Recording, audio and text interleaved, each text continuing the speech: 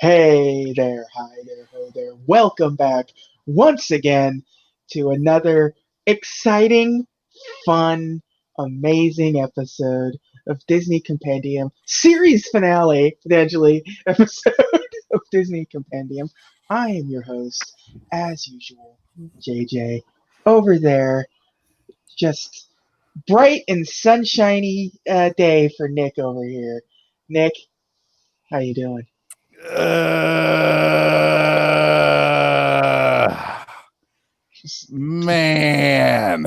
just gonna keep that sound going for another 93 minutes. The Dude. the year is 1999.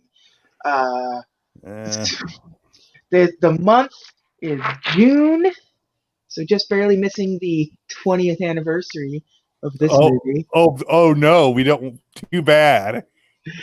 Uh, the 1999 Disney hit Tarzan. Yeah, Disney's ET for the 2600. Let's get into it. The final movie of what is known as the Disney Renaissance era. So Yeah, this is the uh, end of the Renaissance era. it's unclear if this is what killed the Renaissance era or if this is just No, it's not. It's clear. I don't think it's unclear at all, sir. or is the next movie just so awful that you're like you can't even compare it to Tarzan? Well, I think I'll be kinder in the next movie, but that's not this movie. This movie is Tarzan. Yes, Yeah, it is Tarzan. That's for sure. it is Tarzan, not the Christopher Lambert Not Tarzan any. and Greystoke. Yeah, not any of the version of Tarzan that you want to see. Nope. Far too much music in this Tarzan. Oh, I would say 100% too much music. The only place where we okay, well, I guess we should just jump right into the deep end of this one, shall we? Phil Collins is all up in this joint.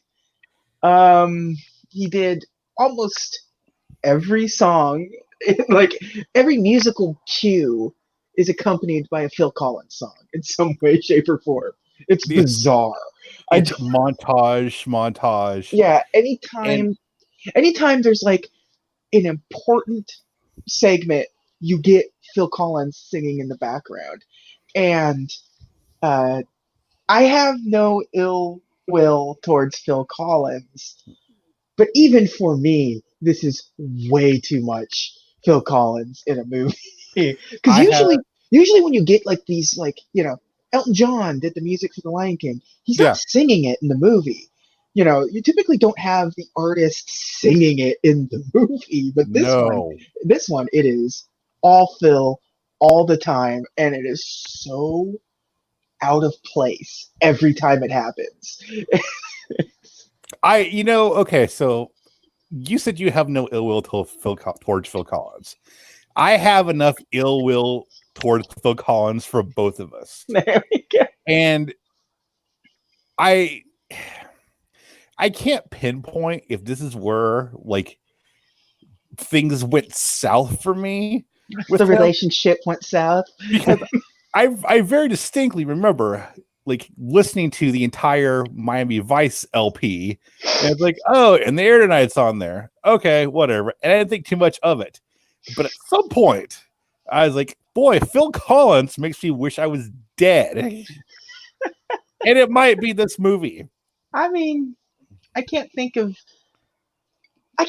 any other moment in your life where Phil Collins would permeate it so much as Tarzan would be. Like, unless you all of a sudden like latent memories of the Ultimate Warrior Phil Collins stuff like unlocked later in life that just like broke you. So here's the thing: I've never been a fan of his voice. I hate the way he sounds when he sings. it makes me physically uncomfortable, and I'm not It's just going. it's very rare to have a person sing British. It's you know what I mean? Like he sings like with a relatively thick accent and a nasally drone. And it's And all there. he sounds auto-tuned before auto-tune was a thing. It's auto And tuning his own self. like Unless you're I listening, will even in the air tonight, like it is so like oh overmasked and everything. yeah. So here's the thing, like I enjoy Phil Collins songs when they're sung by other people. Like there's several good covers of Against All Odds that I enjoy, but not the one that sings. I almost slipped up. You were almost there. You were I almost there. I I appreciate was it. on the precipice of Um, that's Stone Cold Unleashed. yeah. I got to go to subscribe to the second feed Yeah. to mix true feelings. Uh, uh, but and who this cast, All over the damn place.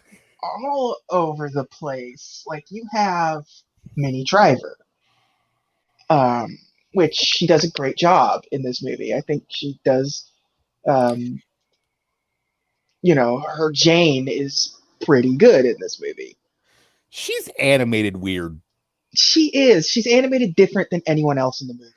It's just Um, it's very off. but I don't.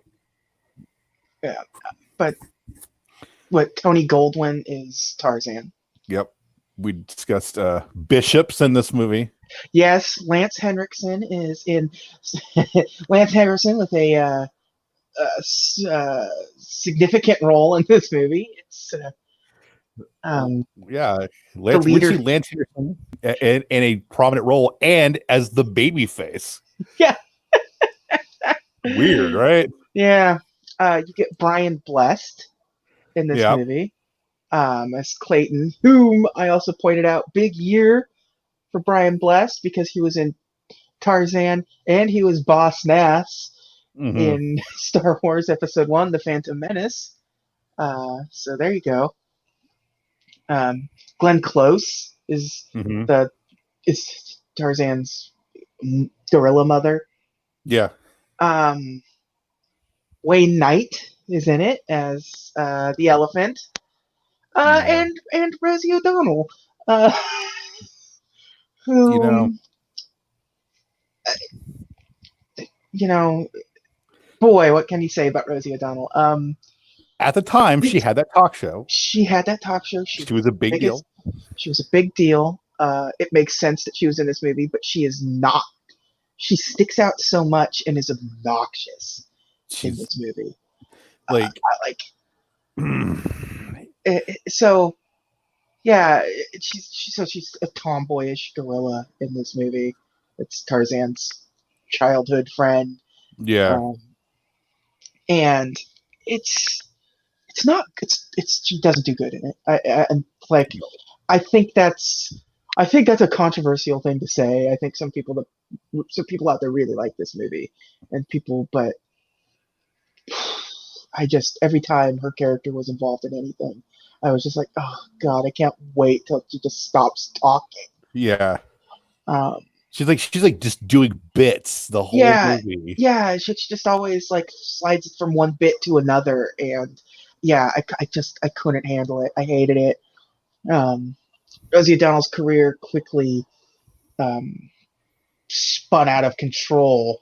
Not too long after this movie came out. Was it the Tom Selleck thing that did it? The Tom Selleck thing is what put it in the public's eye and then emboldened her, and then she just went like full political. Yeah. And whatever. Yeah.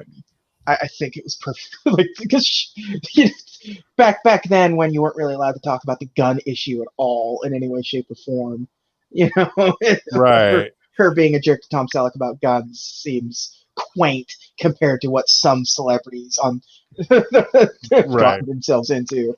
But I think most people's thing was like, well, you don't yell at Magnum PI. that's all. That's all. That's really what it was. It was like, threefold really. You have she had this friendly persona that was very like, friendly and like a cousin or something on TV. Yeah, she was like female Pee Wee Herman. Yeah. She's a woman, and she was yelling at a big tough burly man about gun control, which is especially in 1999, that was like not a quote unquote woman's place, like doing that kind of stuff. It's just smile and dance, and that was it. So that sort of like the fallout to that sort of like defeated her, where she just clinged onto it and started becoming like intentionally vocal and combative, and it ruined her career. I mean, it's not like Rosie O'Donnell has had any sort of massive amounts of success since then. I mean, which one? She was on The View or one of those other ones for a spell, one of those View adjacent shows. I don't remember exactly. There's The View, there's The Talk. Yeah. I don't know. It's the one that didn't have Sharon Osbourne on it, I think. Yeah, she was on The View. Yeah. Okay. All right. And she famously has had a feud with Trump. Yes, she's famous. So you're like, so it's a Watanabe thing. Like, let them fight. Well before Trump was running for president, even though he had run for president, made an attempt for it, decades before he tried it and won this time around. But like, this is like 10 years before he ran for president and won, that they started their blood feud that still goes on to this day. During The Apprentice, I think.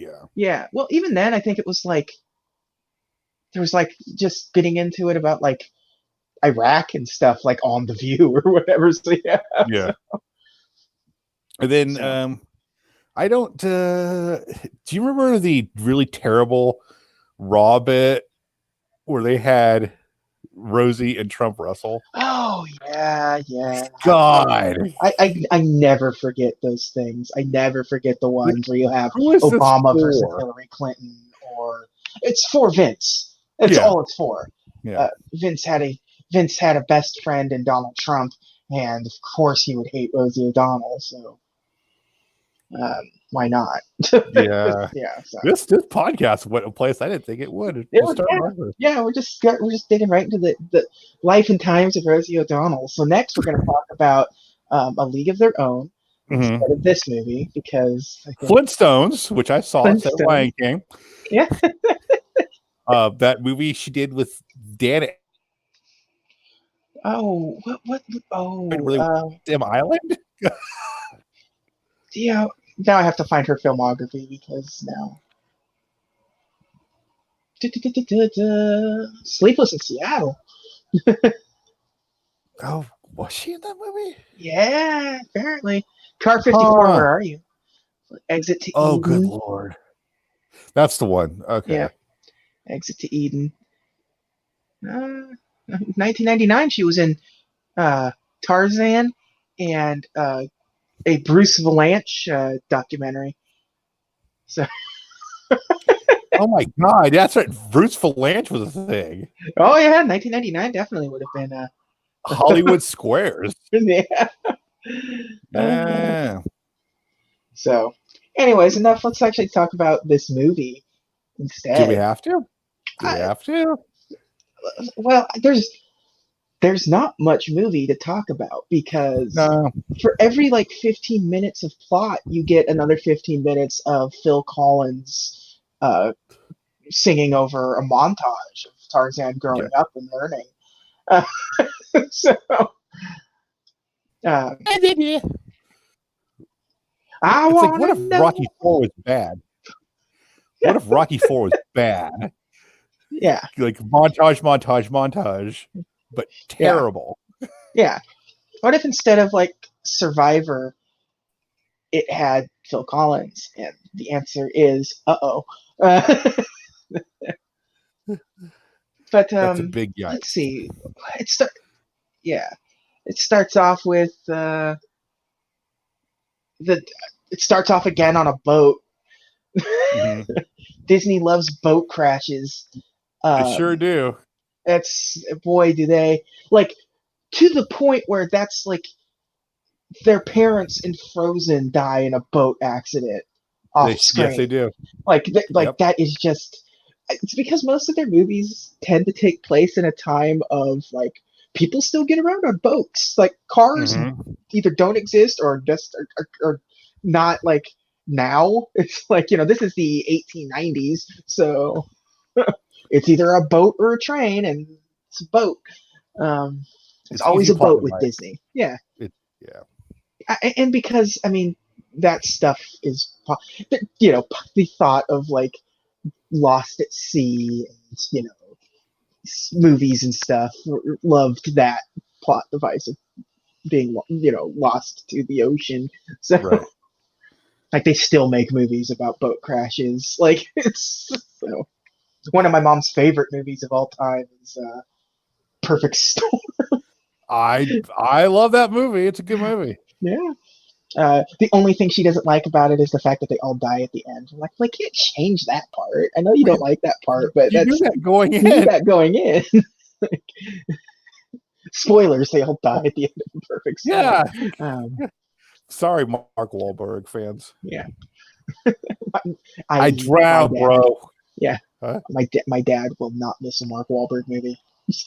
Oh, wow. I've like So, I saw the movie Contraband in theaters because my dad wanted to go see this new Mark we Wahlberg have movie.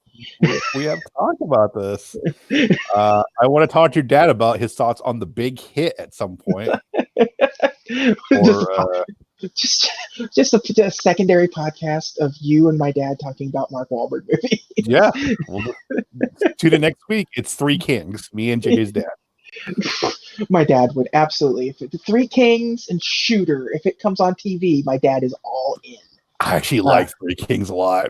Okay, Three Kings is a good movie. It is. What's the other one? Four Brothers or whatever. Yeah, Four Four Brothers. Brothers. Yeah, And then Transformers, which no. say hi to your mother for me.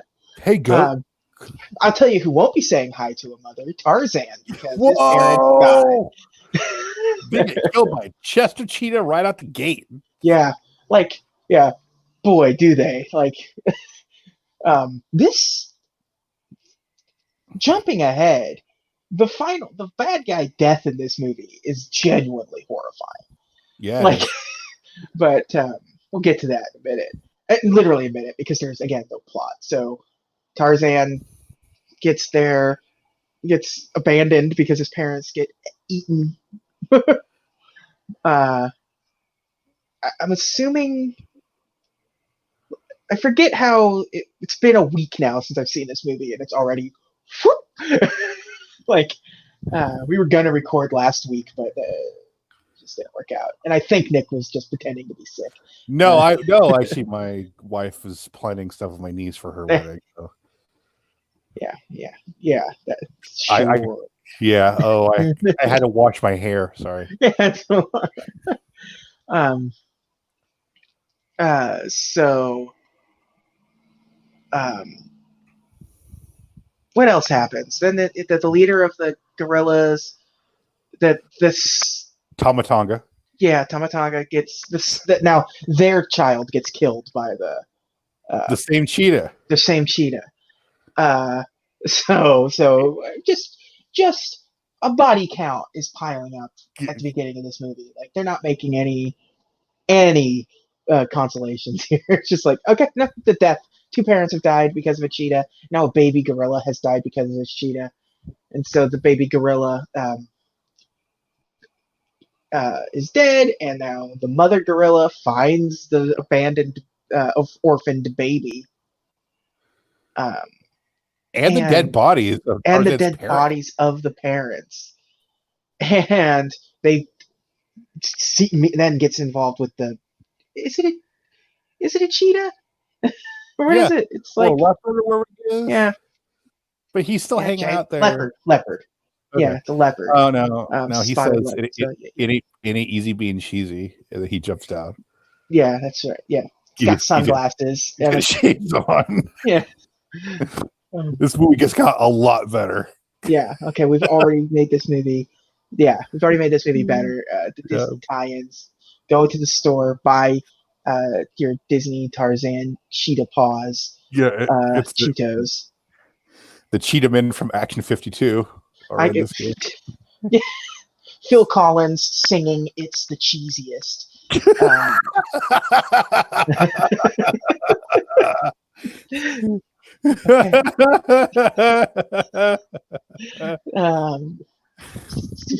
We've saved this movie now. So. We saved this movie. Yeah.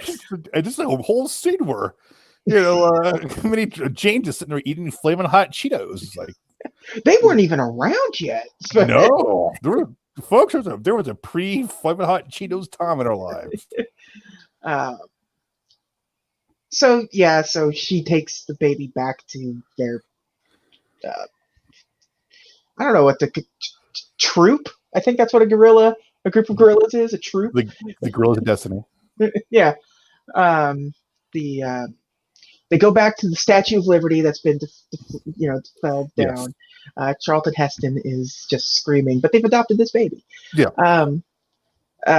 Pops is not having it. Lance Henderson. Yes. Bishop not thrilled about this whole thing. Kerchak is the name? Kerchak, yeah. Kerchak? Yeah. And Kala is the mom. Yeah. Not like you always want to say his wife, but it's like, they're gorillas. It's not a wife. It's just his mate. So they adopt him. What are you gonna name him? Tarzan. Okay. Like, I don't even know what Tarzan. I'm assuming Tarzan means something that I don't know. Hairless, ugly, ape baby. Ape baby, yeah. Ape baby. Then you get Time Jump. Now he's a 5-year-old.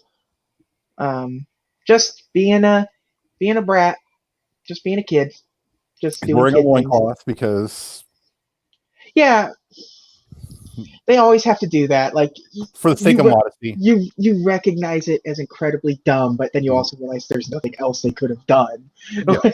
like no matter what version of Tarzan you're watching, that's like no, he would have no sense of modesty if this really happened, but because and now if the gorillas were wearing loincloths too, that at least then you could have done something. But I'm surprised Phil Collins doesn't have like a voice role in this as well. Like at some point, I feel like they probably tested him and they're like, no. No, listen, this movie was almost unwatchable for me anyway. Like there were parts of the movie where I actually had my fingers in my ears, and not a joke. And I was watching the movie, just following along because like I can't listen to this man sing. It's the cheesiest. It's the cheese. I wanna know. It's the cheesiest.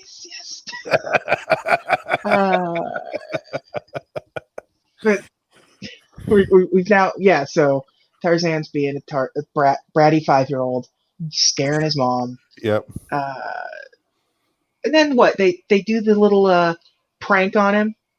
Yeah. Like to get the elephant hair. Yeah. Like no, you can. Like this is where you are introduced to Rosie O'Donnell Gorilla. Yeah. And it is like, no, you can hang out with us, but you got to get the hair off of the elephant, Yeah, it was very much. Pulls it off. Yeah, it was very much. Thanks a lot, Jercules. Yeah, that whole thing was. Yeah, I mean, and you're only a few years removed from that. Yeah. What else? Then we jump to him training. Yeah. So like, training montage of him like becoming a young adult, a ripped, buff young adult. So if I recall correctly, him swinging and sliding on the vines, they motion captured Tony Hawk, or they base it off Tony Hawk? Like, and his appearance looks like Tony Hawk, right? Yeah, it's yes, they used Tony Hawk for like direct reference for it, which is it's funny because this would have been about um they didn't motion capture him, but he was like they did base him off his movements because this was also peak Tony Hawk's Pro Skater time. Yeah. So It's my United States of whatever. yeah, it's So it I'll was bring it up. the Son of Man song Yeah. sequence thing that mostly in particular. I bring that up because it looks stupid. It It does. It looks stupid. Like, that's not how vines work. that so sidetrack just a little bit, although it is Tarzan related, just not this Tarzan. There was a joke on a wrapper of Laffy Taffy, and it was the worst joke I have ever read to the point where it made my coworker like visibly angry. Okay. So I haven't worked with that coworker for a very long time, and every once in a while I will still text this joke to them just to make just to and it was what were Tarzan's last words? I don't know. You would think something like you know, and I think swinging from the vine was involved, but like what were Tarzan's last words? You'd think something like a yell, like or something, you know, like that. But no, it was who greased the vine, and like there's no pun there. It's not really a punchline. It's a bad joke. And set up to that. Yeah. It's like where's the grease coming from? Yeah. So there's a Twitter feed that's like kids write jokes. Yeah. That is just like where kids clearly don't have the concept of what a joke is. They just know there's a setup and a punchline. Right. And they don't understand what those two words mean. So it is just like, it's like, what did the woman do when she sat down? She pooed. And that's not a joke, but okay. That's like, still funnier than the greased vines one. Yeah, but yet still, the Who Greased the Vines at least had some sort of basic concept of what a joke is, at the barest sense. It's not funny, but what makes it funny is that it's not funny in the perfect way. So, I want Robin Thicke and Pharrell to sing "Greased Vines." Greased vines. What do we get? We get young Tarzan killing the leopard. Well, the leopard's like 10 years older now, so yeah, and he's still barely. Yeah, and so he made a spear and he made a tool, you know, and used it to kill the leopard and gives it as a gift to Bishop. Yeah, Bishop. That's our thing. We have to call them by their either celebrity name or a better character's name. And then he spits milky substance out as the xenomorph rips him in half. Yeah. Yep. So what seemed like should have been a like mid-act climax happens about like 15 minutes into the movie. Yep. Like this he never knows that this is the same leopard that killed his real family. So no, because he doesn't know he had a real family. Yeah, until much later in the movie. So this is just him killing a leopard. So whatever. So now peace has come to Hyrule. But all of a sudden, here comes man. Was it Professor Porter, Jane, and Clayton are your main three characters introduced here. I'm talking about this movie and it was like, I don't want to talk about this stupid plot because nothing happens. Porter and Jane are there to study the gorillas. Porter is the typical bumbling British dad. British Disney dad, like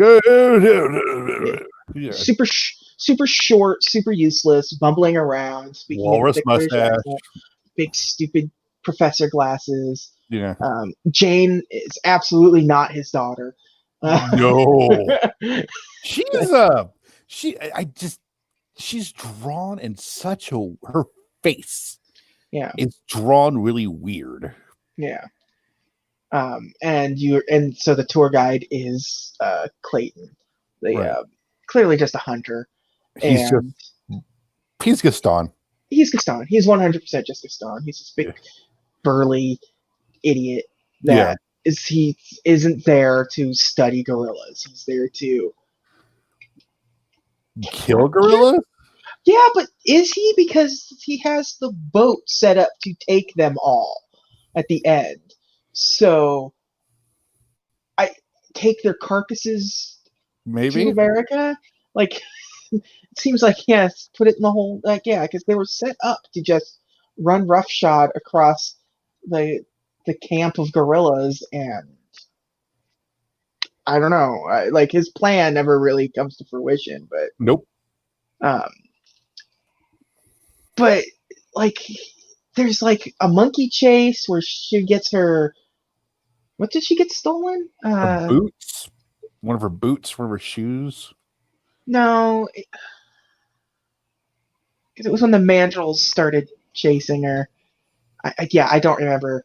It's not. I don't remember what gets taken, but like Tarzan saves her. This is what Tarzan realizes: like, you're just like me. Oh, hey, somebody else animated you, not me. This. Yeah. I want to know about these strangers like me. Yeah. Okay, JJ. I figured out who Jane looks like. Okay. She looks like Holly from Cool World. Look at the face of her. Look at the face.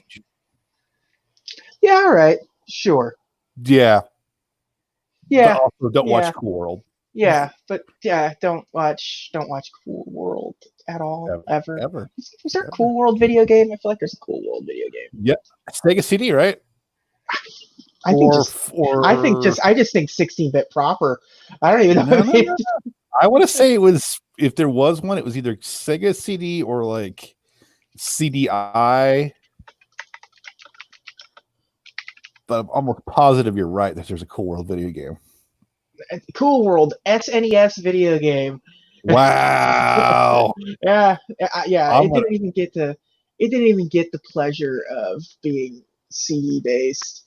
You know what? I'm gonna throw that on my SNES Mini this weekend. Is that it? In contrast to the computer / Game Boy and NES, so there is another version of it. God, there's an NES version of it. NES version of this game. Of Cool World. And wow. Yeah. Boy. Okay. That certainly is something. What's the computer version look like? That's got to be okay. Cool. Computer version looks pretty all right. It looks kind of like a version. It looks kind of like a LucasArts kind of game visually. So yeah. Okay. I'm sure the Game Boy version is just hot garbage. But that NES version. Anyways, back to the cool cast. Welcome to Disney Compendium, where this week we're avoiding talking about Tarzan. If you're just joining us. Yeah. If you've somehow, through the magic of who knows what evil technologies have come and gone since this episode, and you've just come in the middle somehow. We can only assume AI is taking over. We're 34 minutes in, and we're just now meeting the human villain of the Tarzan movie. So, and honestly, we could be 34 minutes in and be done talking about this movie. Yeah, because really all that happens is Clayton is trying to get the gorillas. Tarzan's learning English and becoming human and not taking them to the gorillas. He agrees to. Eventually, so much time has passed and no gorillas have been met that they have to go. But Tarzan, like, but Clayton is like, if you show us the gorillas, she'll be able to stay. Yeah, it's Tarzan and Jane are falling for each other. Well, Tarzan more than Jane. I think Jane. Yeah, She doesn't really seem to like fully fall for him until like the very end of this she's like, movie. oh, monkey man, I let's think just be friends. yeah. Um, but so yeah, he takes them to the gorillas, and that goes about as good as you'd expect. One joke that I do like is that he thinks the sound of gunshots is Clayton, like that's the word Yes, for it, not yeah. is it's a pretty good joke. But I um, I do want to make an observation here though. okay, Before we get to this, Tarzan's got an existential crisis. Like, why am I so different? yeah, And so Gorilla Mom takes him back to the hut where his parents were killed. yeah. So, oh, hey, this is where I found you. And the whole time I'm thinking, honestly, God, did they just leave the bodies there? I mean, we know how. Did the leopard go back and I yes. I mean, let's be so, honest. Yes, the cheetah went okay. back. Some animals came back and claimed those bodies. Yes, the bodies were left there, and yes, other animals claimed the bodies as their own. So, Because that's all I could think about. That's where yeah, my morbid mind went. Like, oh, yeah. There would have been like they're going in there like, should have been like an animator should have just hit a bone in there somewhere, like a femur, just kind of yeah, hanging out there somewhere. Because this would have been or around the time where they would have been doing that. just, So just do it Mortal Kombat 2 style, a bunch of like pelvises. Like 20 pelvises just flying through the air. yeah, look, nothing happens in this movie. Absolutely nothing happens in this movie. They've fallen in love, and Tarzan saves the day by tricking Clayton into swinging in the vines with him until Clayton loses his grip and becomes tangled in the vines, and then eventually gets horribly strangled by one of the vines. After he lets his gorilla dad get killed. Yes, yes. After Bishop dies. After Bishop dies, somehow, surprise, surprise, this character, this character dies. A parent in a Disney movie dies. I know the Right. dad in a Disney movie. Yeah, and he reveals like, no, you were always my son. Like BS. Like no, like really, you no. couldn't have said this before. And let's be honest, no. Until the only time, it wasn't until he was a young adult and he brought you the corpse of the leopard did you ever care. Yeah. Did you ever care? But I do like the Tarzan like gets a chokehold in at one point in the movie, which is impressive to see in a Disney movie. But yeah, and then all that's there. Jane and Porter are going home. Then they decide, you know what? Let's not go home and jump out and return to the gorilla family. Yeah. Well, and that's yeah. Well, Porter tells Jane, he goes, "Oh, you should go back, because you love Yeah. him." And then he's like, "Oh no, I'll go too." And at this point, Tarzan should be like, "Listen, I would kind of like to have sexy time with Jane. I don't need you around for Colonel Mustard." Yeah, yeah. But boy, I just don't, I do not want to talk about the plot of this movie because I hated There it. is no plot. I hated it. There's better Tarzan movies. There's Just go read. everything's better than every version of Tarzan is better than this movie version. Go watch the Johnny Weissmuller Tarzan movies if you want a decent Tarzan movie. Like there have been Tarzan movies on like Mystery Science Theater 3000 that are more enjoyable as standalone movies without their commentary. Like this one for me. I made the joke about Tarzan at Greystoke. It's still better than this movie. Yeah, I don't like. I don't know. I think people have a love for this movie, and I don't know if it's just because it was the Disney movie that came out when they were, still young or whatever. There's always a Disney movie out, and sometimes the one that came out when you were at a certain age or something means a lot to you. But like, this is just not. This is Disney at its absolute like most, I don't know, like creatively bankrupt, I guess. Like it doesn't really feel like much went into it, and that most of the thought process went into the music of all Yeah. things in this Well, one. because yeah, like we had Mulan last week, and so we had 98 Degrees for that one, and this week we had In Sync with Yeah. Trash in the Camp, Yeah. which In Sync's a better band than 98 Degrees too. So that's not even up for debate, I don't think. Yeah.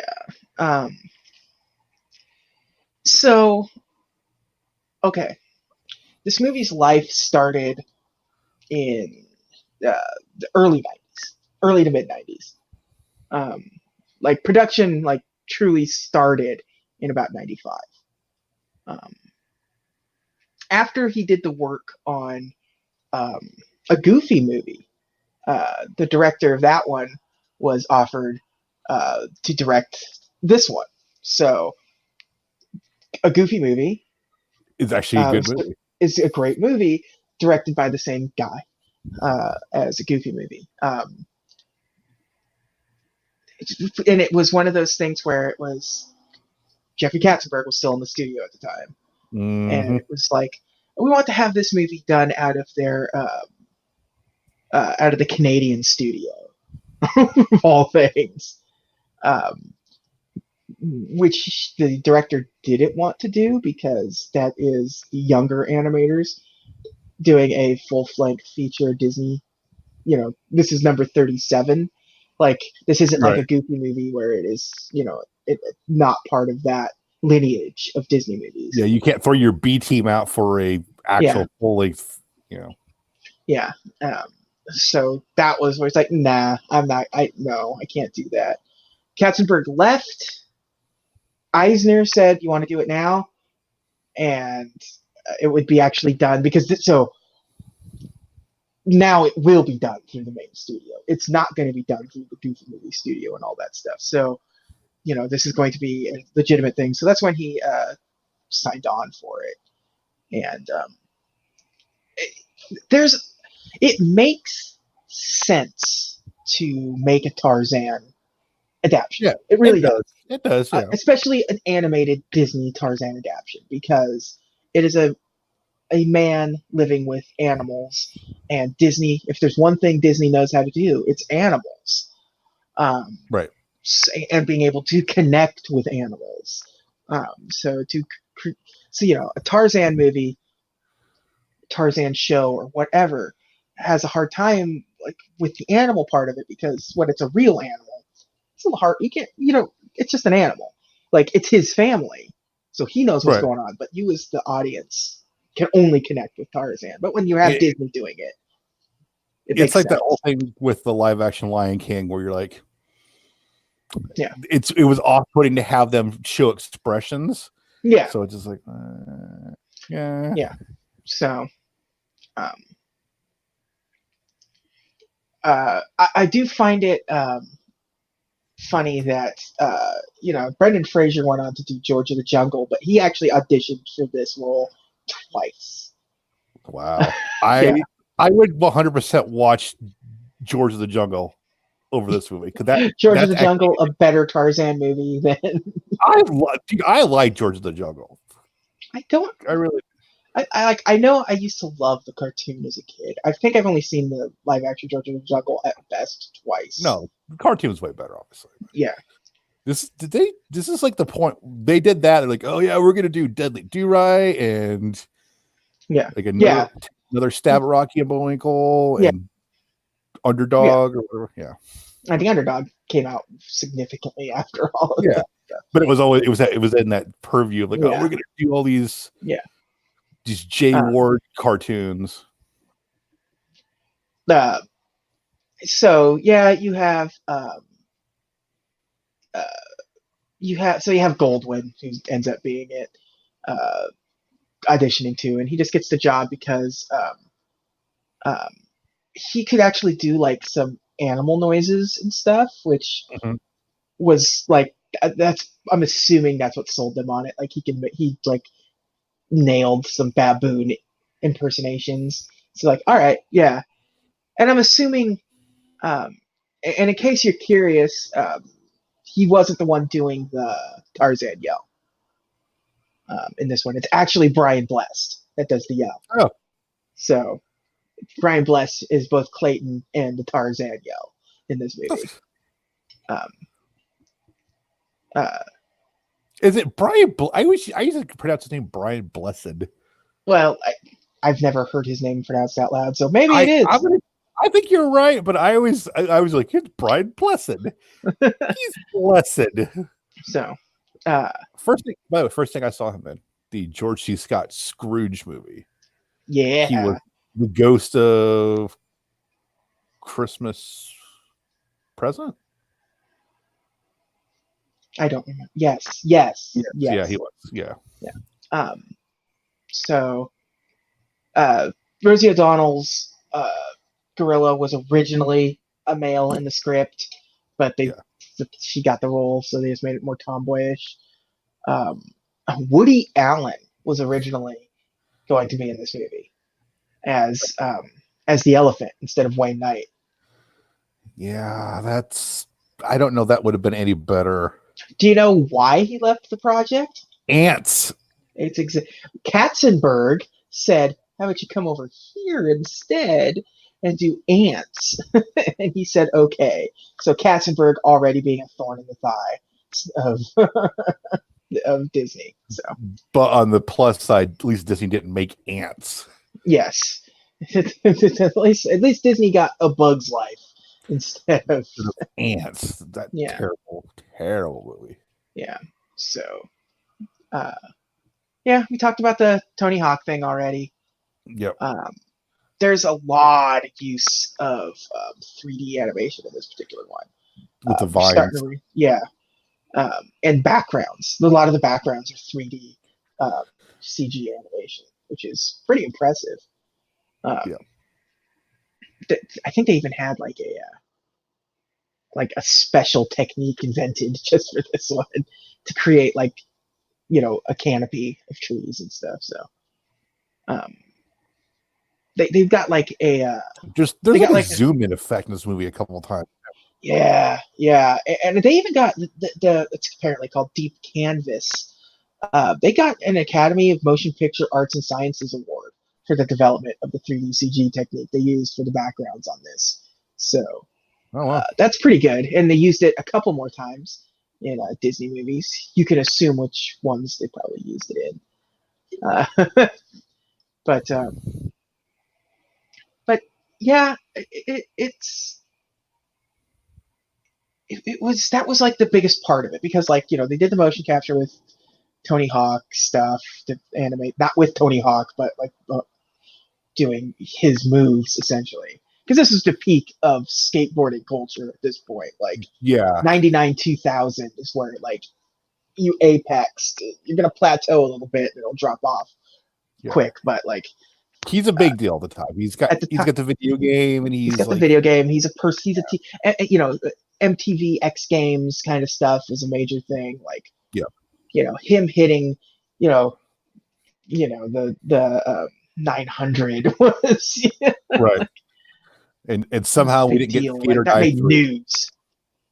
We should have got Skater. And now Tony Hawk we should have, but you know what? We did it. You can't go back. Skate or die. Now Tony Hawk just spends most of his days on Twitter in a permanent existential crisis. So it's super weird to hear him people mistake me for this guy. People mistake me for Tony Hawk all the time, and I can't just say, yeah, I'm actually Tony Hawk, because it's embarrassing. It's essentially it's like, do you want me to feel bad for you, Tony Hawk? I don't know what's going on, buddy. Phil Collins was brought onto the project in 1995. At the start of this project, he was there from the get-go. It makes no sense to why that's where it started and it's ended. I do Collins did not mind providing songs for Tarzan following the success of his 1988 film Buster. So I God. Hey, I remember just Buster? Do you remember the movie Buster? no, I don't. Starring Phil Collins? I would have not have watched that movie. So I Julie just wonder. Waters. It's Julie Waters and Phil Collins, Oh in God, case you're curious. nope, So, not sure ain't. So I wonder if he just like, hey, I'll just do more. Just give me songs for the movie. there was a Disney, like one of the executives recommended him to the studio. He's like, all And right. and that executive was Lucifer. Yeah. Um, yeah. They so they intentionally didn't want any of the characters singing in this. That's why it's Phil Collins every time. Like, because like Well, you got, we their got thought Ruby Doll process. Static. Yeah. Well, listen.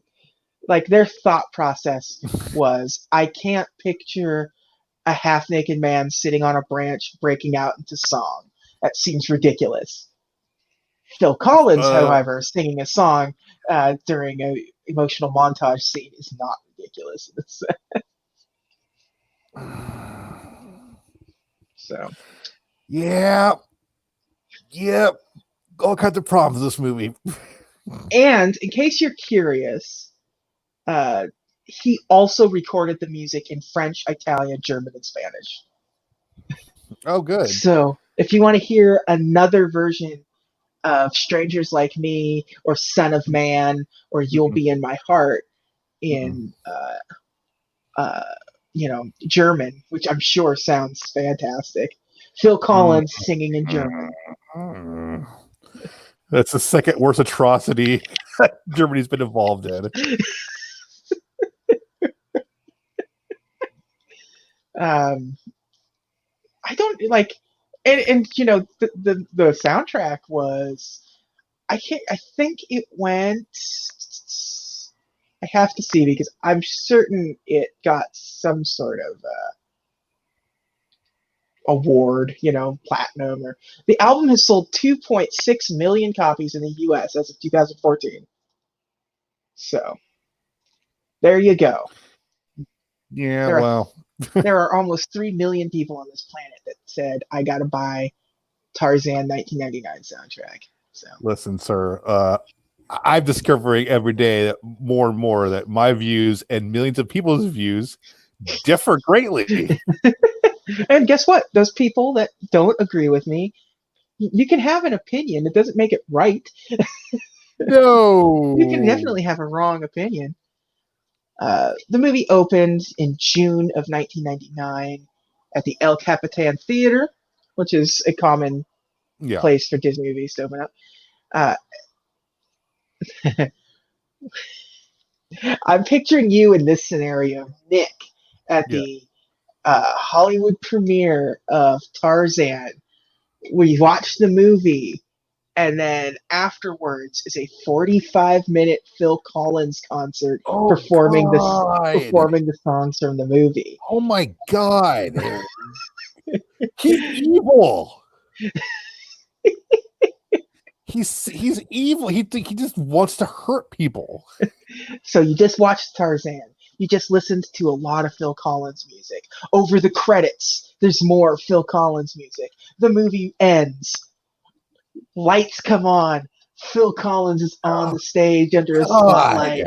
And then you get 45 more minutes of Phil Collins. Oh my God. I would have burned that theater down like the Into the Glorious Bastards. This is your Inglorious Bastards. You just me just like going ah, on the screen. Oh my God. and then Hey, yeah. I'm thinking about Tarzan. It's something I forgot about. Okay. Oh, we'll get into the merchandising, but I do want to talk about the action figure. Well, we'll get there. We will get there. It also opened up like a digital projection, which was a big deal at the time, in 3 venues. One of them being Disney World, so you could see Tarzan as a digital projection, which was in 1999 a significant thing. Oh no, our Disney World trip's ruined. Yeah. Um, uh, it is Tarzan is noted as being the first major feature that has been produced, mastered, and projected digitally. So there's Tarzan has some Hollywood significance. Yeah, well, so did Heaven's Gate, but there we go. Heaven's Gate is a fantastic movie, and I will not let this slander continue against it. Yes, it's almost 4 hours long. Okay, fine. So did Inherit, or no? What's the Orson Welles terrible movie? Oh, the one that just like Popped up on Netflix. Yeah, yeah, the one that just got finished and released on Netflix. Oh yeah, I forgot. I forget the yeah, title of that that one. I had the name on tip of my tongue. I forgot. one. So yeah, let's talk about merchandise. Mattel all in on Yep. Disney. Th- I do not understand. There is so much Tarzan. Like then, now, Forever. forever. Ding, ding, ding. Like I don't understand it in the slightest. But here we are. Here we go. You have the Disney Consumer Products division releasing a bunch of Disney stuff. Mattel producing plushes and action figures. Um, uh, are we going to talk about the one that was recalled? Is that the one that you were going to go into? Yeah, Yeah, which because you got I it. didn't know how I didn't know how to talk about it. Yeah, Uh, I I it was think the best. I will read the Wikipedia line for it there you go. because it is it's it's hilarious to read it in such scientific terms. Yeah, I remember seeing it in Toy Fair where they're talking about it Yeah, in detail. But like, yeah. oh, Mattel also produced the Rad Repeatin' Tarzan action figure, but discontinued it after complaints regarding the toy's onanistic arm motions. that that seems like that's the most G-rated version of that you can say. sure, Uh, yeah. uh, uh, Let's just say, so Tar- it was the happiest Tarzan's ever been. Uh, yeah. Tarzan looked to be making some kind of pumping motion yeah, that was inexplicably, inappropriate inexplicably, for. like it makes no sense that that was like how you manufactured that. Like you, nobody had an ounce of foresight with this, and just let it go. My Let it my go. wife said they actually bought that for her. A friend bought it for one of their girlfriends. Like a bachelorette party, or is it? No, I just as a joke, I guess, Yeah. but Uh, they bought her that Tarzan. I wonder if there's any of those on eBay, like what they go for. Dude, Like, it's either going to be like affordable enough to where I'm going to look this up and be like, huh, I should get one of those, or oh wow, there's no in you want to between. hear something funny? Yeah. I actually, up until like 10 years ago, I had a Kerchak action figure Oh yeah. because used to be a drugstore here in California called Long's Drugs, Yeah. We and used to have lungs too. Yeah. they got bought up by CVS, and Yeah. when they had some kind of clearance thing for their toys, and like, oh, Tarzan toys for like $1.50. Like, all right, I'm gonna get this monkey. I just like I was gonna get this monkey that does this. So I Uh, had a Kerchak for a long time. there. This you said Long's drugs, and it just reminded me of. This is one of those things where it's like you realize how awful it is, but there I recently replaced, when I say recently, I mean within the last year or so, a battery out of a smoke detector in the house, and it was a Long's Drugs battery. Holy smokes! Um, Literally, yeah, it was a not Long's Drugs 9 volt, like had the Long's Drugs logo on it. Like that's been closed since like that closed when I was in high school, and that was the early 2000s. So it was definitely early. Had to yeah, be like 2002, so 2003, right? yeah, Something like that with that yeah, cursive font. yes, yeah, Yeah, 2003 because I think it closed shortly after I got out of high school. yeah, So but uh, that's yeah, R.I.P. Longstrugs. yeah. So that made me feel bad. I It just was that particular one. Every other smoke detector has been changed out. Mm-hmm. More, Gilbert Gottfried is super upset with you. yeah. Until like I was dead, like the JJ, yeah. get the Uh, Longstrug battery out of me! I'm dying. what was it? So you did have the McDonald's toys as always. Of course. Um, I They were perfectly fine McDonald's toys at the time. They always Did were. you have any?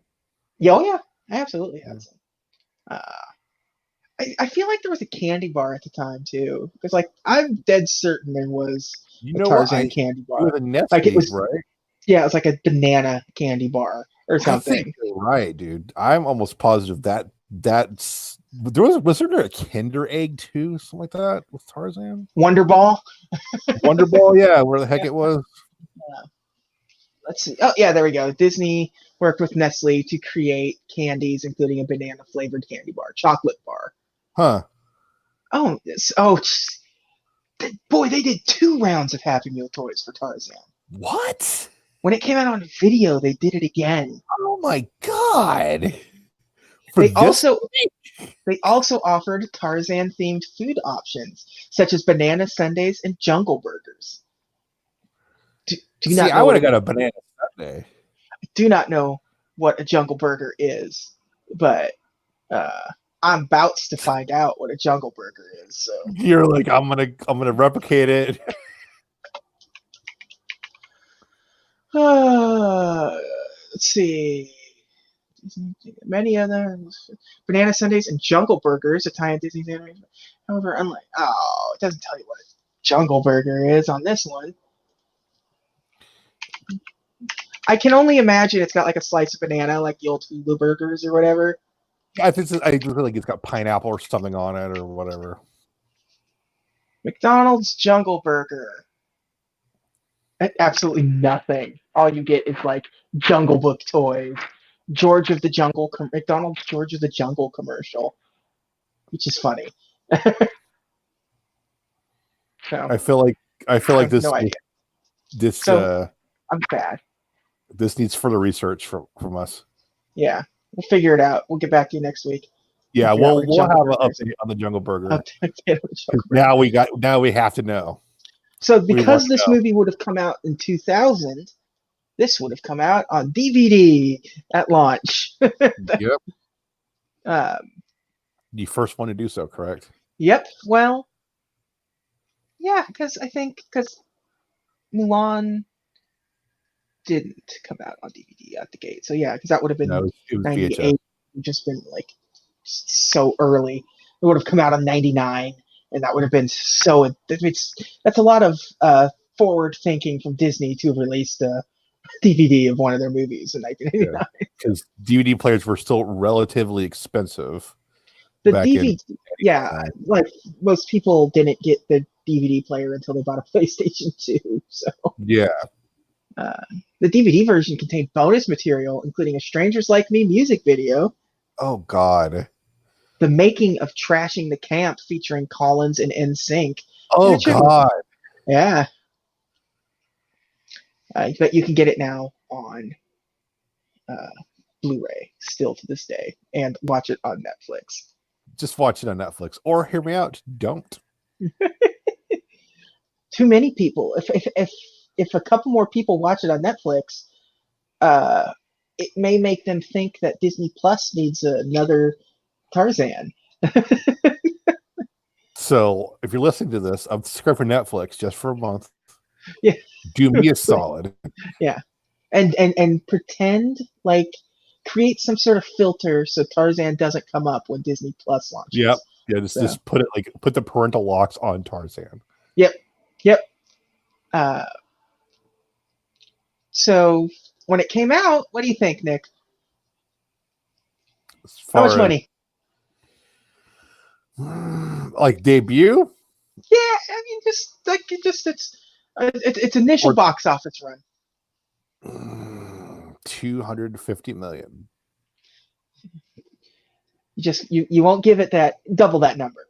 Uh, Uh, $448 million 440. worldwide. So it did fine. It was a massive. It still opened. Lion King still beat it, but it was a massive success for Disney. Massive, which would explain why there is so much Lion or Tarzan stuff. Uh, there was a sequel, which is actually a prequel, a TV series. A Are you thinking about the TV series? You like, wait, there's a TV series? I'm sorry. It's not good radio, but I have a perplexed look at my face. Like, there's a TV series? It's a TV series for Tarzan, a little animated TV series. And then there Like was on Disney another Channel? movie. There was another movie that was called Tarzan and Jane, which was just them smashing together um, episodes that didn't air of the TV series. What? Yeah, This just bizarre history of this yeah. movie. It was The Legend of Tarzan. It was on for like 2 years. So it had to And be Disney Channel then, instead of yeah, yeah. yeah. Let's see. Legend of Tarzan, 2001 to 2003, and Mm-hmm. it picks up after the movie.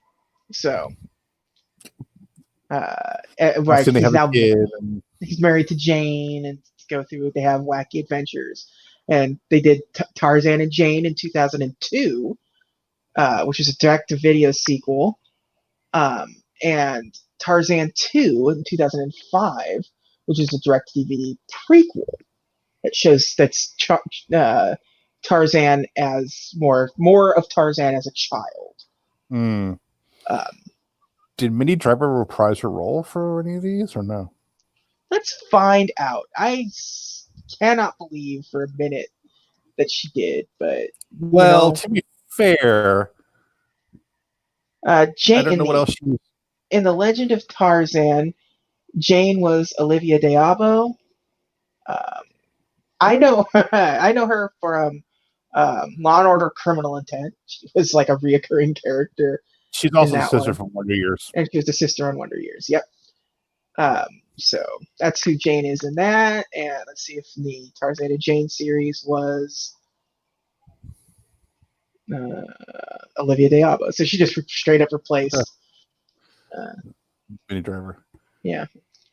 Well, I So mean, Minnie Driver did do a movie around this time. it That was far better. Cold yeah, Hard Rain. yeah. Also, I do want to point out, Tarzan 2, like we said, is a prequel. Mm-hmm. Many people reprising their roles. Glenn Close reprises her role. Lance Henriksen reprises his role. Brad Garrett joins the crew. Ron Perlman joins the prequel, and George Carlin joins the prequel.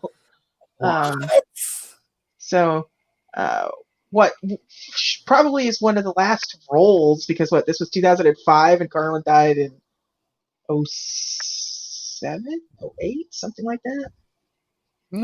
So Maybe, yeah. That had been 08, because I think I remember people were talking about last year that it was the 10th anniversary of his death. Okay. Because at this point, Brad Garrett, he was doing Everybody Loves Raymond, but he'd already been doing he was Big Dog from Two Stupid Dogs. Yeah. Which is what I know him best from, believe it or not. So George Carlin is an old hermit ape living in a hollow tree in the Dark Mountain.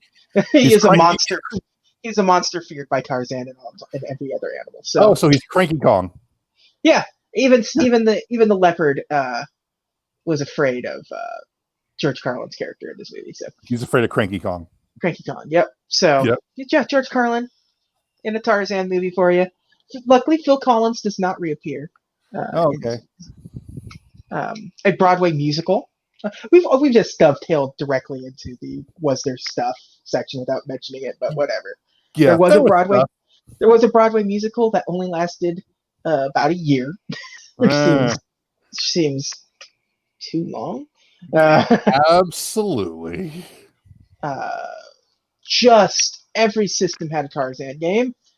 I remember the PS1 one was the quote unquote good one, right? Yes. I do not remember it in the slightest. Because we're on the 16-bit era by now. But there was an N64 version, I think, too. Let's see. There's a Game Boy Color, a Windows, a Nintendo 64, and a PlayStation version. Yeah. So, yeah, and it was well received at the time. Disney was doing pretty decent work, or at least Disney's was licensing out them to the right people at the time. So, yeah. And this is when we didn't quite know what video game directions were supposed to be. Yeah. It was still the Wild West of well, we're now diving into this weird polygons and 3D spaces and stuff. What is video games now? Yeah, because we're just now the point where there's some good licensed games. Yeah, where it's oh no. Yeah. Well, it's because now they don't do them all the time. So when they do it, But you bring it up, but it's a recurring theme on the show. If there's a Disney movie from 1989 on, it's Little Mermaid had a game. There's 100% a Game Boy Color game, or a Game Boy game, or a Game Boy Advance game. Yeah, and sometimes in some weird cases, there's 2 or 3 Game Boy games. It makes no sense. How did you make 3 Beauty and the Beast Game Boy games or whatever? So, well, I mean, how many Mary-Kate and Ashley Game Boy games were there? Yeah, and or Corey in the House games, and just one is all you needed, man. Yeah. And of course, it is in Kingdom Hearts. What I remember from my first ever playthrough of Kingdom Hearts is that I hated the Tarzan section so much that I stopped playing the game for a very long time. This is why we're friends. This is why we're friends. I didn't get back to the game for another year or so because wow. I just I hate this. I hate being in the trees. I hate this weird I hate that platforming that is you're up above the canopy, jumping from tree to tree, vine to vine. So a misstep is you fall to your death. And it's just nope, not doing it. And that's not like you either. You'll stick with a game usually. Well, okay. If it makes in recent years, you're more likely to stick with it. Yeah, there was plenty of games where I've walked away from for a significant. I walked away from Twilight Princess for a significant amount of time because I was getting frustrated with it. And finally, that's a different podcast for a different time. Yeah, it's called the Sleeping Beauty podcast. That's episode we did, if you were there for that. So, yeah. That's Tarzan. We hated this movie. I hate this movie. I hate it so much. You can tell when we hate a movie because we will talk about anything else but the movie. Yeah. That's all we like. No, I just simply, there were so many better cartoons released this year. You had the Iron Giant this year. Which, oh my God, I love the Iron Giant. I would have loved to talk about Iron Giant today instead of this movie. You had Toy Story 2 this year. Same thing. Which is the weakest Toy Story, but still better than so many different movies out there. Yes. The South Park movie came out this year. I would have rather talked about that. Yeah, that was, it was a big 1999. Boy, what a year for movies! Oh, holy cow! Yeah, we're gonna get into it on this one because keep in mind, how, where we're at. We're not gonna go super deep, but we also had a shorter episode than usual, so I think we can go a little deeper than we're used to. Sure. In these. Yeah, let's talk. Number one movie of the year, is blatantly obvious. Would it be Matrix? No, it is Phantom Menace. Oh, that's right. Yeah. Okay. Star Wars Episode 1 had with a worldwide gross of over $900 million. Like there was nothing was going to top Star Wars this year. Period. I saw Phantom Menace in theaters. I saw the Phantom Menace in theaters 3 times. Immediately walked. It was a movie theater. It was like a movie theater in a mall, and I immediately walked into KB like, I'm gonna go get a Darth Maul. And if you remember at the time, if you wanted Darth Maul, when those things, the first 4 months those figures launched, not gonna happen. Yep. Nope. You are not gonna find a Darth Maul. Nope. Now you go to any flea market, antique mall, or swap meet in the nation, and you will find a case filled with nothing but Darth Maul, Obi-Wan, and Qui-Gon, and Battle Droid figures. With those Comtac chips in them? Comtacs and everything. Like, I am that guy that you know that loves the Phantom Menace. So, I genuinely like the Phantom Menace. So I like Phantom Menace better than Attack of the Clones. Attack of the Clones is the worst of every single Star Wars movie by a long shot. Yep. And but I still like every single Star Wars movie that's ever been produced. So I think you and I have unapologetically said, hey, we enjoy Revenge of the Sith. Oh, I think it's a good movie. I think Revenge of the Sith is a phenomenal movie. I think it's a really good movie. I think that movie really just does a good job at finishing it up. Like it just went for broke, and this is at a time where, you know, franchises weren't trying to wrap it up. You know, like, you know, it took until like Endgame where it really felt like, oh, this is really just a culmination of decade of, you know, dealing with this stuff. Yeah. So yeah. Number like 2. I would rather watch. Sorry, go ahead. You'd rather watch Phantom Menace and Tarzan? Is that what you're gonna say? No, I'd rather watch Revenge of the Sith and Jedi. Actually. Yeah. Oh yeah. Yeah, for sure for me. Anyways, number 2, a Disney movie. Movie Toy Story 2? No, Sixth Sense. Oh, yeah, that makes sense. Yeah. Number 3 is Toy Story 2, a Disney movie. Number 4, The Matrix. You cannot. I like all 4 of these movies so far. Yeah. So it's top 4 movies you like. Number 5, Tarzan. That movie sucked.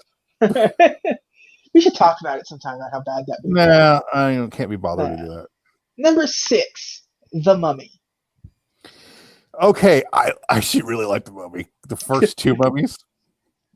Yeah, I like the first Mummy is a fun adventure movie. It is not The Mummy. Like, you know, like people watch the old, like, because, which is like there's no horror element to that movie really at all. Like the old ones are like spooky elements really to it, other than just grotesque designs for some things. Mm-hmm. But like, I mean, but like you jump ahead to like most recently where they had the Tom Cruise Mummy movie, which is closer in tone to the original Mummy. Yeah. In terms of the story that they're telling, but this 1999 Brendan Fraser Mummy has tainted that water forever because it's fun.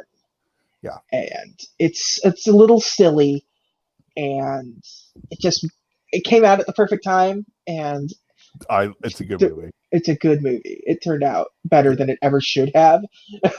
My favorite part of that movie is where the dude Benny is cornered by the mummy, and he starts pulling out all the religious pendants. Yeah. Yeah.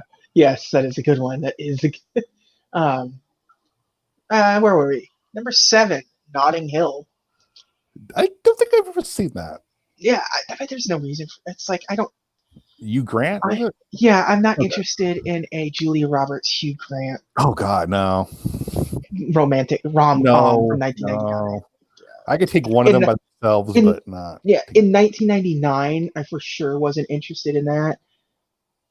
And in 2019, Yeah. I'm just, like, I would be more interested in it now, but with a different cast or something. Yeah. Um, but whatever. Number 8, The World Is Not Enough. Okay, so Here we go. I like it. I like it better than I don't know if it's better than GoldenEye. Would No, you say it's better than GoldenEye? no, It's the second best of the Brosnan films, in my opinion. absolutely, Okay. absolutely. Yeah. I think GoldenEye just hit all the right notes a little Yeah. more confidently. You take the game out of the equation. We're not even talking about that. It's like, no, Yeah, no, yeah. I like It hit all of the, like, it was the return of Bond. It was confident about itself. I feel like the other movies sort of were increasingly like, okay, well, here's the sequel, and here's another sequel, and here's another sequel, and so. This is like also a period of like career resurgence for Pierce Brosnan. Yeah. Because he like I think he does Thomas Crown Affair like this year or a year after. Yeah, and he like does just like almost Dante's Peak, and then like Yep. he had just done Miss Doubtfire. Yep. Yeah. So number 9 for the year is American Beauty. good movie, hard to watch now. Yeah. Yes, for various reasons. Reasons. There's several reasons in that movie why it's hard to watch now. Yeah. All of it mostly relating to the universe we live in now. Mm-hmm. Looking at it through 2019 lenses, but also. Yeah. And number 10, rounding out the top 10 highest grossing movies of the year. You want to take a stab at it? Green Mile. Nope. Austin Powers, The Spy Who Shagged Me. Okay. That's so. Yeah. Yeah. I mean, yeah, I think Austin Powers, that's a fun movie to go back to because it's both terrible and still like, like you still like enjoy yourself. Like it's dumb, it's like, but yeah. So what do we have? Academy Award this year was American Beauty for Best Film. And Best Director, Kevin Spacey for Best Actor. Good. Hilary Swank for Boys Don't Cry for Best Actress. Cider House Rules, Best Supporting Actor. Oh my God, I forgot that movie. Yeah. Angelina Jolie for Girl Interrupted. Best Adapted Screenplay for Cider House Rules. Original Screenplay, American Beauty. Best Original Score, The Red Violin. And the best original song is "You'll Be in My Heart" by Phil Collins. So, yeah, I don't think I remember. I did. Like, me and the Academy don't always agree on things. Also, Black Panther should have won last year. Sorry. Also, the Golden Globes agreed that "You'll Be in My Heart" was the best song of the year. Agree to disagree. To disagree. Let's look and see what other movies came out this year, shall we? Yeah, I did mention Green Mile. That did come out this year. Yeah, At First Sight, which I certainly remember being. Oh my God, that's the one with Mia Sorvino and Val Kilmer, right? Yeah, Kelly McGillis. Varsity Blues. Yep. Three Kings. Virus. Gloria. Let's see. She's All That. Payback. Mel Gibson. Yeah, I liked Payback. Yeah. Let's see. Another Brendan Fraser movie, Blast from the Past. That's a good movie. Talented Mr. Ripley came out in 1999 too. Well, we'll get there. I'm just going through January. All right. We're going to run through it. I start at January. All right. We're going to work all the way through the thing. Yeah. My favorite Martian. October Sky, a movie I genuinely remember seeing multiple times, and I don't know why. Jake Gyllenhaal about like he becomes inspired by rocket science, like the Sputnik launches and stuff. Was this before Donnie Darko? When year did Donnie Darko come out? I don't know. Hasn't been on this list yet, so if it was 1998 or earlier, then Office Space, perennial Love that movie. comedy classic. 8 millimeter. I will Oh watch. gosh, yeah. There isn't a Nicolas Cage movie that I won't watch. Analyze This. Robert De Niro and Billy Crystal comedy. Yeah. Cruel Intentions. Lock, Stock, and Two Smoking Barrels. Hey, I don't want to gloss over Cruel Intentions because 1999 Nick had a massive thing for God, what's her name? Sarah Michelle Gellar? Sarah Michelle Gellar, yes. Okay. I was going to say, it was either Sarah Michelle Gellar, Reese Witherspoon, or Selma Blair. So Ryan Phillippe. It was Sarah Michelle Gellar. She was, listen, she's still a very I guess theoretically it could have been Joshua Jackson. You could have had a crush on him. Yeah, because you love the Mighty Ducks. Well, that's true. I mean, that's true. Baby Geniuses. Oh my Lord. The Rage, Carrie 2. Oh, what? I don't remember that. Oh, okay, never mind. Yeah, no, you remember it. Yeah, I do. Wing Commander, the adaptation of Wing Commander. That had Freddie Prinze in it, right? That had Freddie Prinze Jr. in it, and Matthew Lillard. Wow, that's right. True Crime with Clint Eastwood. Oh, that's right. Yeah. Doug's, another Disney movie. Doug's first movie. You know what? I think I remember watching that. I did like Doug. I loved Doug. But I like the Nickelodeon. Run of Disney Doug. The Disney Doug can walk off a short pier. Yeah. Ed TV came out this year. Oh, good Lord. The Mod Squad. And The Matrix. With Omar. Oh, yeah. Omar Epps was the Mod Squad, I think. 10 Things I Hate About You. It's also came out this year. That's a good movie. That's a good teen drama or teen comedy. Never Been Kissed. Boy, a lot of romantic comedies. Yeah. Election with Matthew Broderick. Yeah. More high school movies. Oh, Existence. Do you remember Existence? The David Cronenberg, Jennifer Jason Leigh, Jude Law, sci-fi horror thriller. Yes, now I do. You said Jude Law. Yep. Okay, yeah, I do. Pushing Tin. Golf movie. Okay. I think. Might be thinking of something else. I think I'm 10. Air traffic controller. Oh yeah. Comedy drama. Yeah, The Radar. There you go. That one. Idle Hands. The Mummy came out. Idle Hands was the was that like the first movie that they had Jessica Alba was in? Yeah. Yes. Yes. Comedy horror film. By MTV Studios, I think it was one of those. The Disney movie Endurance, which is a docudrama about that long distance runner. Mm-hmm. I can't remember her name or their name. His name, right? Yeah. I don't know. Yeah.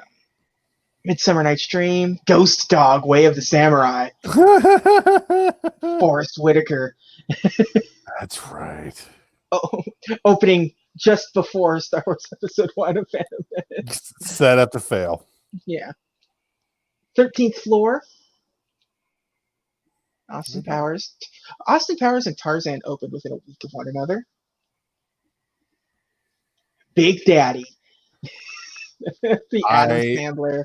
This is a part of the show where my wife, when she listens to it, she's getting mad at me. Yeah. I've seen it once. I'm okay. I'm like, I absolutely saw it in theaters. She loves that movie. She loves it. Like, South Park, Bigger, Longer, and Uncut. Great. It holds up still. It's the South Park that was still good. So yeah. The Wild Wild West. Oh my God. Okay. What's the best part about that movie? The song. Yeah. And the Kevin Smith explaining that he was supposed to put the spider into the Superman movie, And then he goes to see Wild Wild West with the same producer, and there's a giant spider in it. So Yeah. Yeah. Once upon a time in the West, madman lost his damn mind in the West. American Pie, 1999. Yeah. More a lot of high school movies. Yeah. The Blair Witch Project. Yeah, that's a classic. I unashamedly love the Blair Witch Project. Hey man, it's still gotta keep you tense. Yeah. Yeah. Muppets from Space. Muppets from Space. I don't know. I saw that one, but I do remember the toys being out. Hulk Hogan's in that one, in case you're curious. Wow. Yeah. Wow. Eyes Wide Shut, the final Stanley Kubrick movie. Mm-hmm. Lake Placid. Oh my God, Lake Placid. Do. Inspector Gadget. Matthew Broderick. Matthew Broderick's Inspector Gadget. Yep. Deep Blue Sea. Deepest, bluest. My hat is like a shark's fin. Thank you. I'm glad you were able to. The Iron Giant we talked about. Fantastic film. Mystery Men. You know what doesn't get the due that it really started? I enjoyed Mystery Men. It's a good superhero movie before superhero movies were like a thing. Like, do you remember like how All Star was like the song for that movie? Of course. All Star was the song of 1999. It kind of was. And now it's a meme, but still. Yeah. The Sixth Sense, the Thomas Crown Affair. There you go. Okay, yeah. Bowfinger. Love Bowfinger. Yep. A lot of these things, I remember a lot of this stuff, like Bowfinger and Mystery Men, because this is when our family started really going vacationing. Yeah. And like Bowfinger and Mystery Men and things like this were all over the place at Universal Studios in 1999. Mystery Men had an action figure line. Yeah, it did. Yeah, it did. Detroit Rock City. Mickey Blue Eyes, Universal Soldier: The Return. I can't. That's the one with Goldberg. I know. They promoted the heck out of it too. Yeah. The 13th Warrior. I love the 13th Warrior. It's very good. I didn't even care that Antonio Banderas, a Spanish man, portraying an Arab. Don't care. And that's a John McTiernan movie. Yeah, that's a really kind of it gets. Was the 13th Warrior his last movie? Maybe who's John McTiernan? John McTiernan. Maybe because shortly after that he found himself in prison. Yeah. No, apparently his last movie was Basic in 2003. So this was his second to the last movie. So. But still, I do enjoy 13th Warrior quite a bit. I mean, he's great at action movies. So Predator, Die Hard, Die Hard. So Dudley Do Right came out in 1999. Was that French Stewart? No, that was Brendan Fraser still. Oh, was it? He did both? He did both. He did George of the Jungle and Dudley Do Right. Yeah. Yeah. He was handsome, brave, and strong. Stir of Echoes. Blue Streak. I remember Blue Streak. Martin Lawrence and Luke Wilson. Dave Chappelle's in that one. Yeah. Double Jeopardy. Yep. Hell yeah. Ashley Judd, right? Yep. The Adventures of Elmo and Crouchland. Three Kings. Superstar. An SNL failure. Fight Club. Yeah. We can't talk about that movie though. We're not allowed to. Let's see anything like really just House on Haunted Hill. The Bone Collector. That was okay. Okay. Denzel Washington and Angelina Jolie in a thriller movie. And John Goodman, I think, too. Pokemon, the first movie. Oh, brother, my brother. Let's see, it's 1999. I saw this in theaters. Too old to see a Pokemon movie in theaters, but I didn't give a rip, and I did cry. So that's good. That's good. In That's the good. sync, in sync with on the soundtrack too, right? Yep. Yeah. Hey, Dogma came out this year. Hey, you know what? I like Dogma. Yeah, Dogma's good. Sleepy Hollow came out this year. Tim Burton trying that. I like Sleepy Hollow. End of Days. That certainly exists. Oh my god. Okay. I want to tell you a funny end of days story. I think I might have told it on this show before. Yeah. So, do you remember the episode of SmackDown where Arnold was like showing to promote end of days? Yes. And so they have him on commentary, and he's like watching. I think it's like Triple H and Kane in the main event, and Jerry Lawler's like, "Oh my god, that's the guy! Like the guy you're fighting in the movie, like the devil!" Eh. And he's like, "Oh yeah, he's big." And then so like Kane's like punching. I use quote Triple H, and he goes, "Look at those punches. You can see they are clearly connecting." Just like, and then I think he punches Triple H at some point, doesn't he? Yes. Yeah. End of Days, really good dumb movie. Yeah. No, every part about it is incredibly dumb. So, but it's the only got part about it, Gabriel Byrne is a devil, which I buy that. Yeah. Toy Story 2, we already mentioned. Cider House Rules. Deuce Bigelow, Male Gigolo. Nope. The Green Mile. Yep, great movie. Bicentennial Man. Oh God. Robin Williams robot movie with Sam Neill. Right. Why do I get that mixed up with the AI all the time? Because it's just horrible looking robots in the movie. Okay. Stuart Little. Okay. Gina Davis and Man on the Moon, the Jim Carrey Andy Kaufman movie. Speaking of Jerry Lawler. The best Star Trek movie ever made came out in 1999.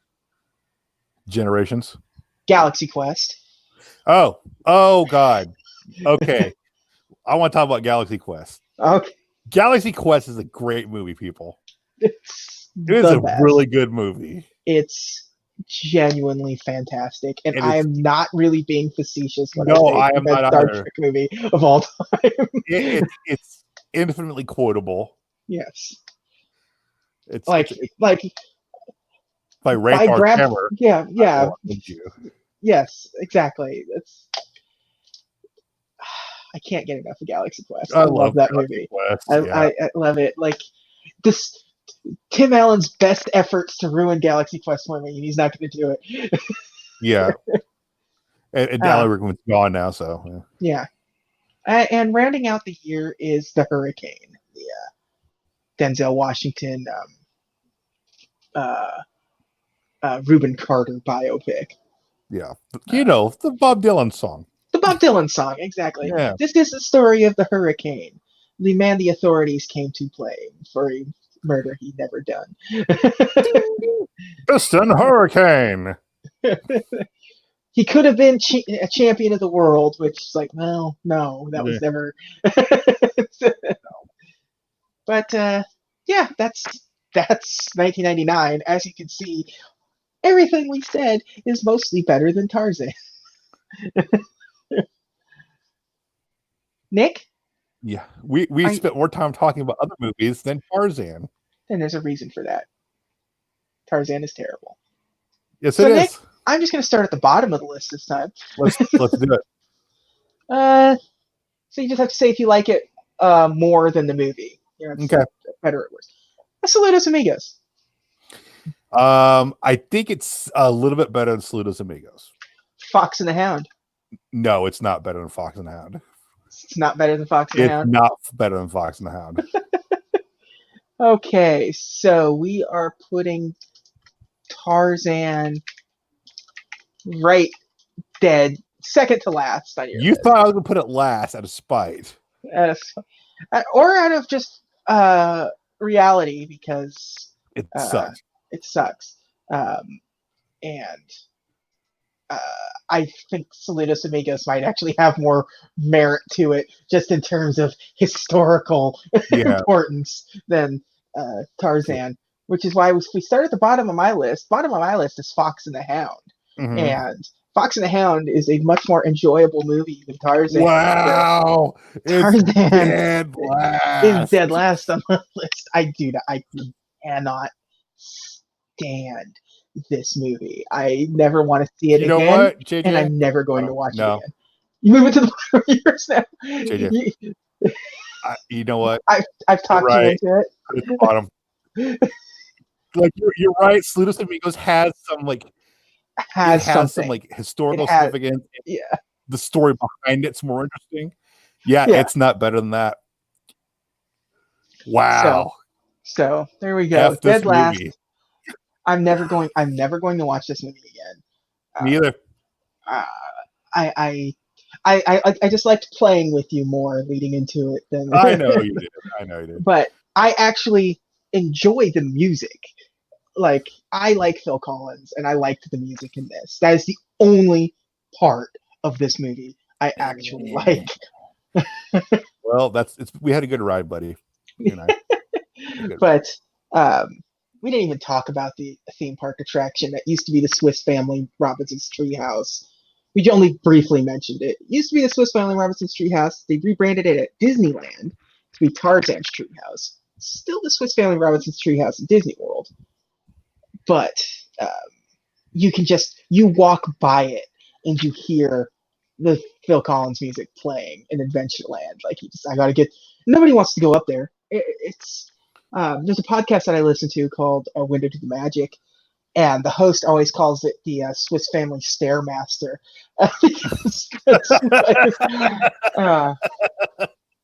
Because it is an exercise. It is nothing but stairs. That's it. So. Just like, you get to climb these stairs to listen to Phil Collins. Yeah. No, I'm good. Yeah. You want to listen to Phil Collins? Climb 80 flights of stairs. No, I can climb 0 stairs and not listen to Phil Collins. Turns out, JJ just discovered my version of hell. Stairs and Phil Collins. Yeah. There it is. Time for me to repent right now. Yeah, I better start working. So that's Tarzan in the hole, literally where it belongs. It's garbage. It's trash. It's a garbage movie. It's the it's sad that this is the one that wraps up the Disney Renaissance. What started out strong with Little Mermaid ends with Tarzan. That's depressing, man. Yeah. That's depressing. Next week is an interesting one. A very interesting one. It is Fantasia 2000. Yeah. This Fantasia 2000 is something of, I don't know, it's a boogeyman in the Disney lore because they don't really like talking about it too much. Yeah. And it's not necessarily because it's awful. It's just, it was designed to fail. And the year 2000, there are 2 Disney movies that are released within 5 months of one another, which is impressive. There's actually 3 Disney movies in the year 2000 in this. So the next 3 episodes all take place in the same year. So crazy, isn't it? But yeah, it is. It's especially Fantasia 2000 is going to be interesting for me because I know how much you love Fantasia. Yeah. So interesting to hear you dissect that one. Thoughts on Fantasia. Yeah. Fantasia, the Roy Disney backed sequel to one of Disney's all-time classics. Yeah. It's interesting. The worst part of it is obviously the worst part of it, and there's a good story behind it. So we'll get to that one when we get to that one. That's next week. So thanks again, everybody, for joining us. This was certainly an episode. It was. It was fun. Yeah. To bury this movie. Yeah. To just